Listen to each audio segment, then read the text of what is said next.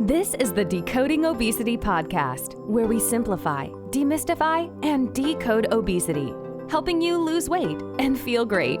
So gear up for a fascinating journey through this ever-evolving field, and let's see what we find. And please remember that the thoughts and opinions on this podcast do not constitute medical advice. Don't forget to visit our website, www.decodingobesity.com, for show notes and more info. And now, here's your host of the Decoding Obesity podcast, Dr. Avishkar Sabharwal.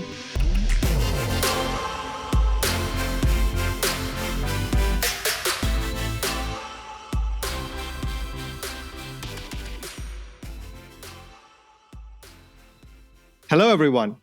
Welcome to another exciting episode of the Decoding Obesity podcast.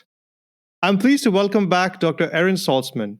Last time she was here to share her personal weight loss journey with us. This time, she is here to discuss a very important medical condition. Before we dive into the discussion, a little bit about Dr. Saltzman. Dr. Saltzman went to med school at Robert Wood Johnson Medical School. Following this, she completed her internal medicine residency and endocrinology fellowship at Leahy Clinic Medical Center outside of Boston. She has worked as an endocrinologist in private practice outside of Philadelphia. Currently, she is taking time off to study for obesity medicine and eventually plans to practice obesity medicine exclusively. So we will be discussing PCOS today. This is a disease that afflicts so many women, and let's see how it interlinks with obesity. Welcome, Erin. Hi, good to be back. Let's begin this discussion by defining what PCOS is for our listeners. Sure. So PCOS stands for Polycystic Ovarian Syndrome. And actually, a fun fact about PCOS is that you don't actually have to have ovarian cysts to be diagnosed with polycystic ovarian syndrome. It's actually a metabolic syndrome that affects multiple systems in the body, including the reproductive system and also the cardiovascular system and the endocrine system as well. Okay, and what are the symptoms that women with PCOS usually experience? So PCOS is one of the common things that doctors think of when a woman comes to them complaining of irregular periods, acne, hair growth where they don't want it, mainly on their lip and chin. Sometimes women will say it's hard to lose weight, although we'll talk about that. It's kind of like what came first, the chicken or the egg. But a lot of people say, oh, I never had a problem with weight, but now all of a sudden I have trouble losing weight. So just generally that picture of a woman with irregular periods who has gained weight, is having issues with hair growth where they don't want it, and acne and infertility if they are trying to conceive and can't. That's a pretty good picture of PCOS. And what usually causes this? So I mentioned that women say, well, I'm having trouble losing weight and they have all these other things. So I think, if I have PCOS, that's what's making me have trouble losing weight and that's why I'm gaining weight. But it actually doesn't work that way. So it's actually just the increase in body mass index into the obesity range that kind of triggers this metabolic chain of events, which ultimately causes PCOS and we'll call them complications like fertility, diabetes, and possible cardiovascular disease. So it all actually starts with the weight gain into the obese range. I see. So what exactly is the link between PCOS and obesity? Does PCOS cause obesity, or do we know for sure that it's the obesity that causes PCOS? Because when I was reading about it, there's a lot of conflicting data out there. Yeah. So it really is because, again, especially in my practice as an endocrinologist and obesity medicine specialist, you can see that when the BMI comes back into the normal range, the PCOS basically goes away, and vice versa. People who have had normal periods their whole lives, if they have ended up gaining a lot of weight for various reasons, that's when PCOS comes about. So you can see both the correlation and also the inverse relation between weight gain and having symptoms of PCOS, and then also when the weight goes back down into the normal range, those symptoms do go away. Okay, so it's still not clear what causes what, but they are interlinked. they're linked, but again, in the majority of the patients who I've taken care of, who usually come to me with the diagnosis, or I diagnose them with PCOS, their weight is 95% of the time in the obese or higher range. Right. And when we work on losing weight and get their weight back down into the normal range, those symptoms resolve. So to me, in my opinion, I think that the first thing that happens is the weight gain and increase of the body mass index, BMI, into the obese range, and then comes the PCOS. So that's my, that is my opinion just from, the 15 plus years I've been doing this. Right. And what are the other metabolic effects? You'd mentioned some metabolic effects that occur with PCOS. We know that there are certain metabolic effects that occur because of obesity. Mm-hmm. What's the link between that, and are they different, or are they interlinked, or is it all because of the obesity that you see metabolic effects, or even PCOS without a weight gain can cause this? So generally, it's all tied up in insulin levels, and that's the main connection. So most people who have a normal body mass index or a low body mass index do not have insulin resistance or high levels of insulin that are flowing around in their bloodstream, trying to keep blood sugar levels normal. But as the body mass index gets higher and the insulin levels get higher in order to keep blood sugars in a normal range, that's called insulin resistance. And it's not diabetes. However, the insulin levels are abnormally high for the degree of normal blood sugar. And it's that insulin resistance, or those high levels of insulin, that cause both the metabolic and cardiovascular complications, as well as the hormonal and reproductive issues as well. And we can kind of talk about both of those separately if you want. Sure. And I think before we move further, I think it would be nice if we can just, enumerate some of the physical manifestations of insulin resistance itself, that people sitting at home can at least see and judge whether they may be suffering from it or not. I don't know if you would want to name a few things. Yeah, the most outward sign of insulin resistance that you can see is something called acanthosis. And that it looks like, and a lot of people don't see it because it happens to be in areas where you wouldn't normally be looking, but it's a darkening of the skin. It almost looks like dirt. It's like dirt areas that won't come off. It's like dirt that won't come off. And it's often like in the armpit region, on the back of the neck, or in the folds of the neck, sometimes in the groin area. But it's when I see somebody who has acanthosis, or that the darkening of the skin in that area, I don't even have to check insulin levels in their blood. I'm pretty sure that they have insulin resistance. So that's really the only thing physically that you can see that would say, yeah, I'm pretty sure this person has insulin resistance, aside from checking blood tests. Yeah, and I think that's important for our listeners. So listeners, if you find that you have these areas of dark skin that look like dirt and it's not coming off, I think it's time to go and get a checkup from your doctor and see that whether you have insulin resistance or not. And again, insulin resistance does not necessarily mean that you have diabetes, but it may just be the beginning of it. Right. And it's reversible. So that's the important thing too. Right. Catch it early. Right. And we already briefly touched on the importance of insulin and the levels of insulin and its resistance in PCOS. But does obesity have effect on the other reproductive hormones in PCOS? Yes. And again, it's directly related to insulin levels. So that's interesting as well. So, normally when we think about insulin and having too much or not enough, and we think of diabetes. But elevated insulin levels also, for reasons that we don't really understand, affect the balance of hormones that come from a gland in the brain called the pituitary gland. And when there's too much insulin around, that gland and those hormones, the signals get messed up, basically. And you're getting these abnormal signals coming from the gland, the pituitary gland, to a woman's ovaries. And that's why there is the imbalance of more testosterone compared with the level of estrogen. So it's directly related to the high levels of insulin causing the miscommunication, basically, from the pituitary gland to the ovaries. So, and nobody knows why that is. That's what's very interesting. We don't know why insulin resistance messes up that communication. Right. And you mentioned something about the testosterone, and I think that might leave some of our listeners confused that how would women have testosterone in them? So women make testosterone as well, just lower levels of it than men do. And women make testosterone both from their ovaries, part of the ovaries can produce some testosterone, and also the adrenal glands, which are another set of hormone glands that usually deal with stress hormones, but they also make some testosterone. Right. So, but it's not the adrenals that are really affected with PCOS.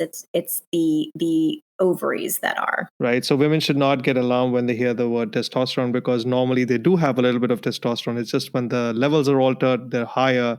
That's when you start getting these manifestations. And some of these manifestations, like hair growth over your lips, a more masculine kind of a look, they're all manifestations of elevated testosterone levels, Right. which are also manifestations of PCOS. Right. So the main things you would see if there were abnormally high levels of testosterone are, like you mentioned, hair growth on the lip or chin, and so, in some women it's pretty significant. I've seen women with beards, then they've had to shave to help deal with it.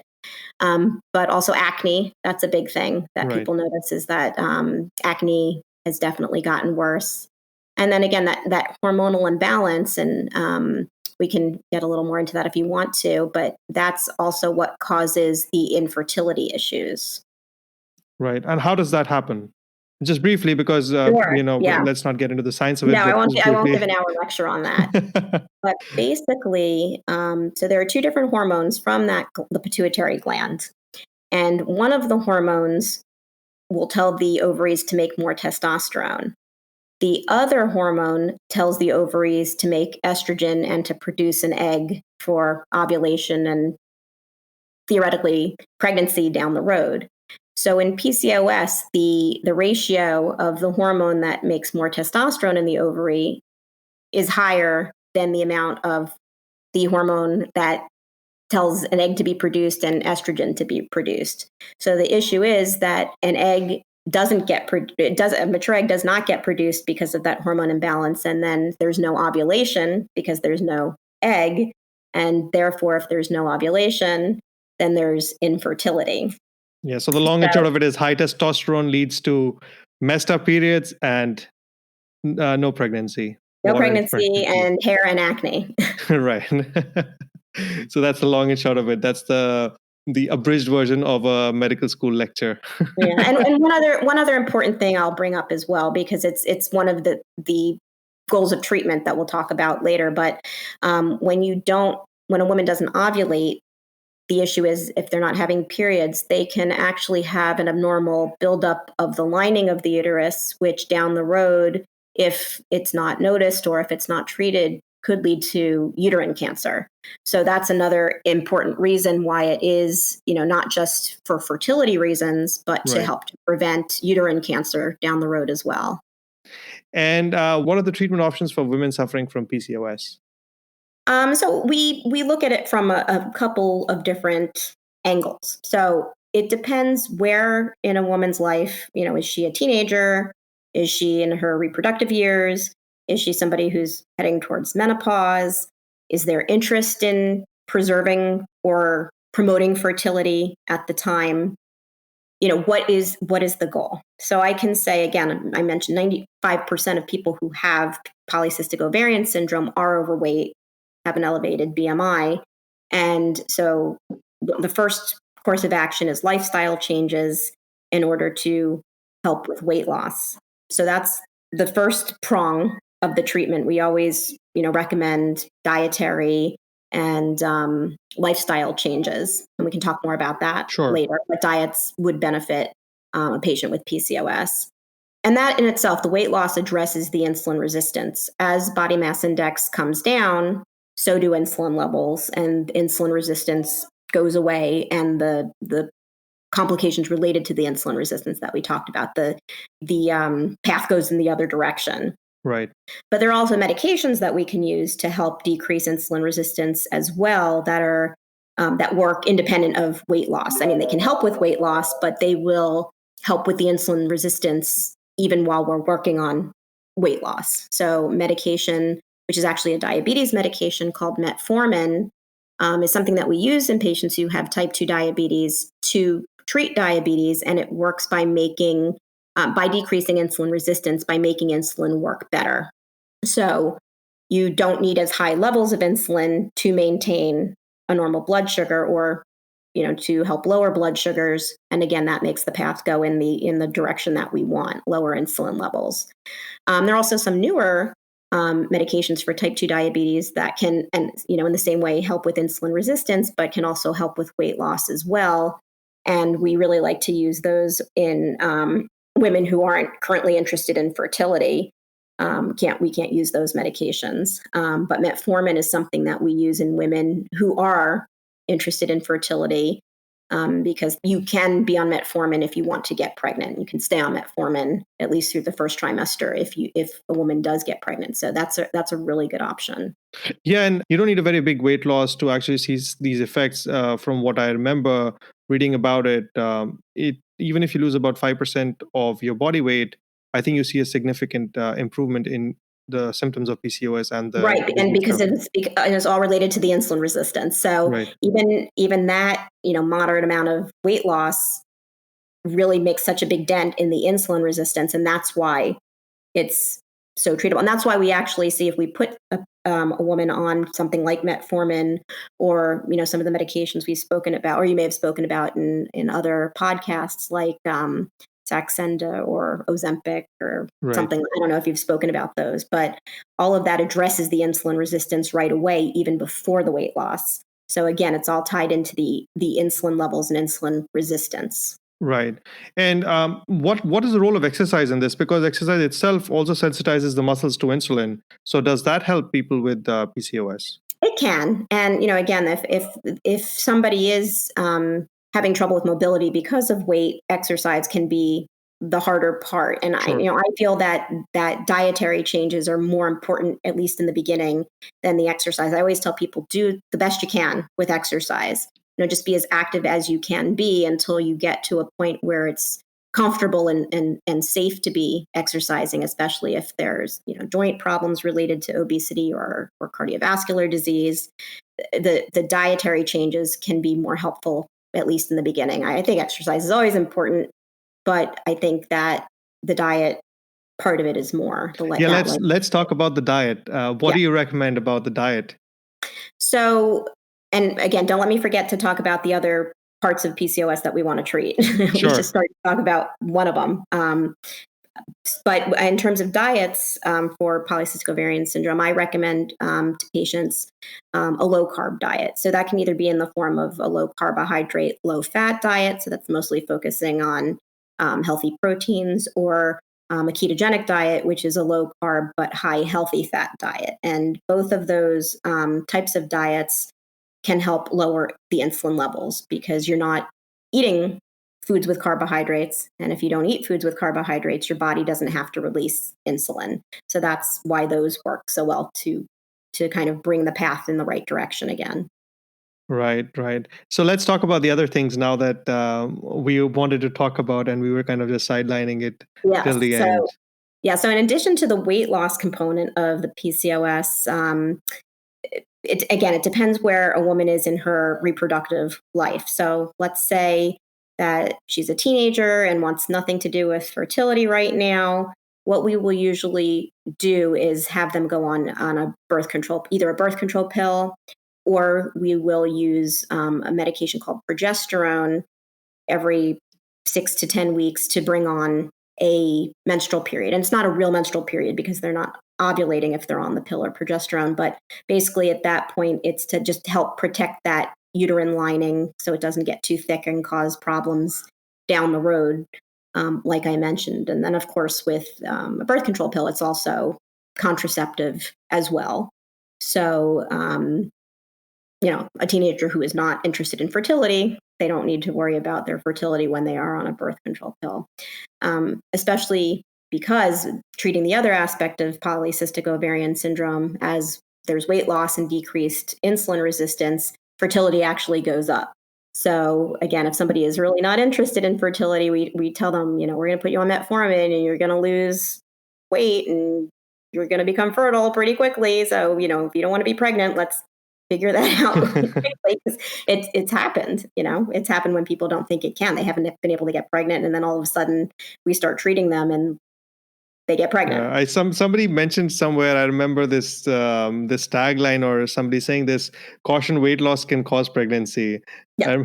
I remember somebody saying that, and I tell it's so people all true. the time, I'm like, I'm going to put you on this medication, metformin, and do you want to get pregnant? And they'll say no. I'm like, do something about that. Pick a form of contraception, or let's put you on the pill, or get an IUD, or any of those things, because it actually, a lot of the times it restores ovulation and then fertility. Fertility. Yeah. Okay. So that's another part of it. Let's say if a woman is, interested in fertility, obviously we don't want to put her on a birth control pill because that's defeating the purpose. So in those women, I really try to focus on decreasing the insulin resistance and having them lose weight, both for the reason that it will increase their fertility, but also when they do hopefully eventually get pregnant, they're going to have a healthier pregnancy for it. If they get pregnant and they're very overweight and have pre-diabetes and high blood pressure and high cholesterol, that's going to be a much more complicated and unhealthy pregnancy than it would be if they had, if they were at a healthier body weight with no diabetes and normal blood pressure and better cholesterol levels. So that's how I try to approach it with patients. Of course, somebody who has polycystic ovarian syndrome could go to see a reproductive endocrinologist who can help them, ovulate artificially with certain medications. And it works, and women do get pregnant that way. But it's in my opinion, the pregnancy might not be as healthy because Right, just because of the fact that the patient is suffering from obesity, because that itself has an inherent risk for that itself is a high risk pregnancy. High risk pregnancy, and also somebody, if they happen to be pre-diabetic, they're most likely going to get gestational diabetes during that pregnancy. So, again, I try to counsel women who are interested in fertility, like, let's take 6 months to get you in a healthier place. And, hopefully you won't even need the reproductive endocrinologist at that point. I would rather go in that direction rather than say, okay, well, let's keep things where they are and have you see a reproductive endocrinologist, have a stressful, medically complicated pregnancy, and then deal with the weight loss later. That, throws a wrench into things that hopefully could be safer and healthier and simpler just by being healthier. So, Erin, what would be the long-term complications of having PCOS, for example, if it goes untreated? So we talked about the increased risk of uterine cancer just because the lining of the uterus continues to be thick without having regular periods because there's no ovulation. But other complications as well are more cardiovascular and metabolic in nature. So insulin resistance can lead to fatigue of the cells that make insulin, and eventually they can get so tired that diabetes develops. So PCOS and insulin resistance are a risk for developing type 2 diabetes. So that's a concern as well. We know that diabetes is a risk factor for heart disease and strokes. And, again, the goal is to, try to prevent all of these things. If we can treat PCOS and insulin resistance, we can hopefully prevent diabetes and then complications related to diabetes like heart and kidney and eye problems. Right. And any other lifestyle changes that people can do, sitting at home, so that they can at least get a head start on this? Yeah, I would say diet and as much activity as possible are the most important things that you can start at home even before seeing a specialist for it. So, Erin, if a patient comes to you who is suffering from morbid obesity and patient is a candidate for bariatric surgery, what do you do in these cases? And do you think bariatric surgery helps with PCOS as well or not? Absolutely. And so that's something that I talk to patients who come to me and are diagnosed with PCOS and who are in that morbidly obese category. I'll talk to them and I'll say the bariatric surgery and the positive metabolic changes that can occur because of the sustainable weight loss usually cure PCOS. I mean, I for the most part, have patients of mine who have had PCOS. It goes away.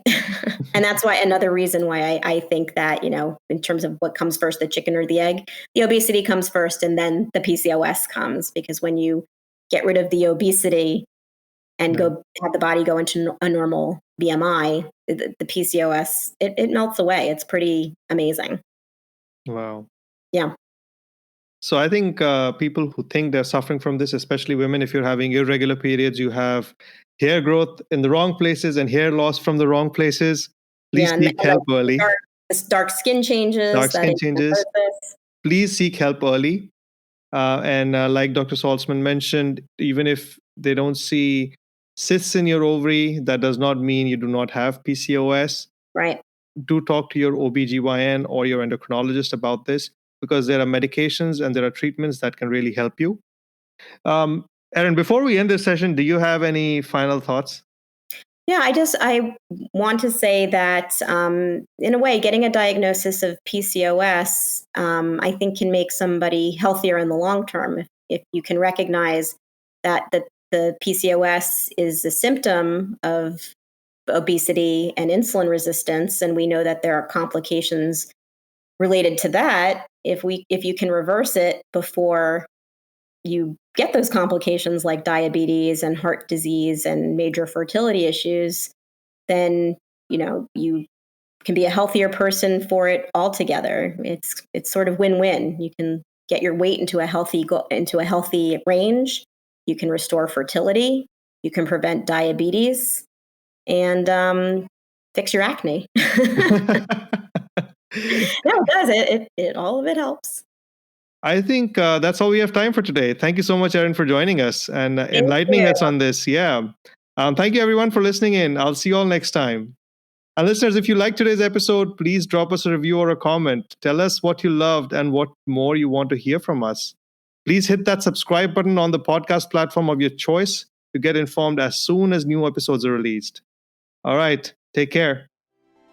You've been listening to the Decoding Obesity podcast. Please remember, the information in this podcast should not be used in any legal capacity whatsoever. The thoughts and opinions expressed on this podcast are solely of the host and his guests and do not constitute medical advice. Views and opinions on this show do not necessarily represent the views and opinions of any organization. And that brings us to the end of the show. Thank you so much for listening in. Don't forget to visit our website, www.decodingobesity.com, for show notes and more info. And if you've enjoyed this episode, please feel free to rate, review, and subscribe on your preferred podcast listening platform. We really appreciate that effort. Until next time.